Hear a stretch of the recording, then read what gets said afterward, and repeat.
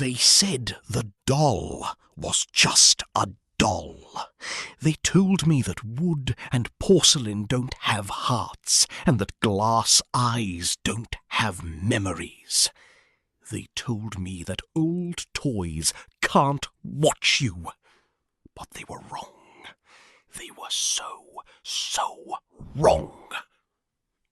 Tonight, we go inside the home of Arjun and his 6-year-old daughter, Tara. A home that was filled with laughter until a Sunday afternoon at a crowded market changed everything. Lock your doors, and whatever you do, don't look in the mirror.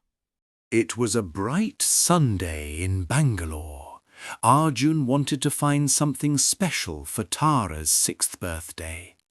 He wandered past the stalls of bright silks and spicy street food until he found a corner that seemed quieter than the rest. An old woman sat there, draped in a sari the colour of midnight. In her lap was a doll. It was beautiful. Porcelain skin, braided black hair, and a silk dress the colour of dried roses. Arjun was struck by the detail. The eyes weren't just beads, they were deep, dark glass that seemed to catch the light. "How much for the doll?" Arjun asked. The woman didn't look up. Her eyes were cloudy, white with cataracts. "Her name is Kamala," she whispered. "She doesn't like to be alone." Arjun paid the price, it was surprisingly cheap, and turned to leave. But the old woman's hand, cold as stone, gripped his wrist. "Keep her away from mirrors," she warned. "A soul in a reflection is a soul she can take." Arjun laughed it off. He was a man of science, an engineer. He didn't believe in old wives' tales. He took Kamala home, wrapped in a bright ribbon, never noticing that as he walked away, the doll's head seemed to tilt just a fraction of a millimeter, watching the old woman disappear into the crowd. At first, it was perfect. Tara loved Kamala. She carried the doll everywhere. But after 3 days, the atmosphere in the house shifted. It was a heaviness, like the air was too thick to breathe. Tara stopped laughing. She began to whisper to Kamala in the corner of her room. When Arjun would check on her, he'd find Tara sitting perfectly still, staring at the doll. "She's looking at me, Papa," Tara said one night, her voice trembling. "Of course she is, sweetheart," Arjun replied, tucking her in. "That's how she was made." "No," Tara whispered. "She looks at me even when I turn around. I can feel her eyes on the back of my neck." That night, Arjun moved the doll to the high shelf in the living room. He told himself it was to give Tara peace of mind. But as he walked back to his own room, he felt a prickle of unease. He turned back quickly. The doll was sitting exactly where he left it, but in the dim moonlight, he could swear the glass eyes were reflecting a light that shouldn't have been there. The real terror began with a photograph. On the wall of their hallway sat a framed photo from a trip to the hills 3 years ago. Arjun, his late wife Sunita, and a toddler-aged Tara. It was Arjun's favorite memory. But one morning, while cleaning the glass, he froze. In the corner of the photo, standing behind a curtain, in a background that should have been empty, was a small figure, a girl in a rose-colored silk dress. His blood went cold. He took the photo out of the frame. It wasn't a double exposure. It wasn't a trick of the light. The figure was in the image. And every morning he checked, the figure was closer to the center of the frame, closer to Sunita, closer to Tara. Panic took over.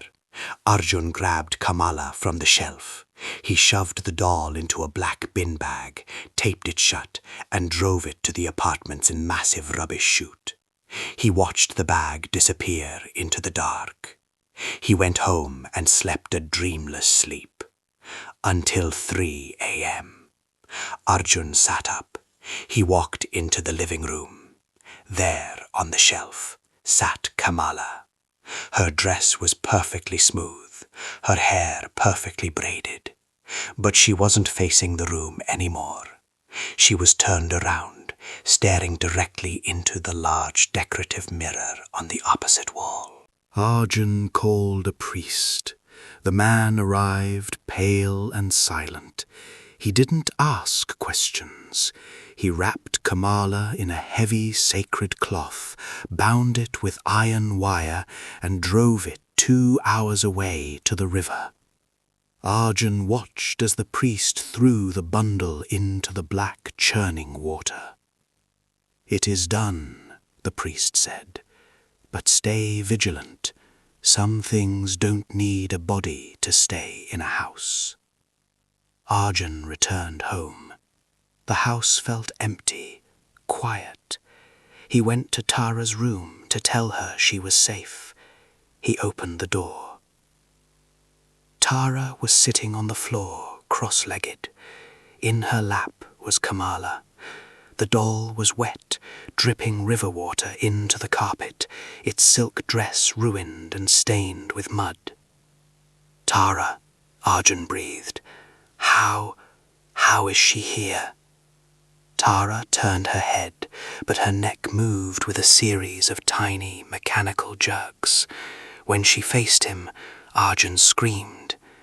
Tara's eyes were no longer brown. They were wide, glassy, and fixed. They were the eyes of a porcelain doll. She didn't blink. She didn't breathe. "She came home, Papa," Tara said, her voice sounding like a recording played from a distance. "She always comes home. And now I don't have to be alone anymore."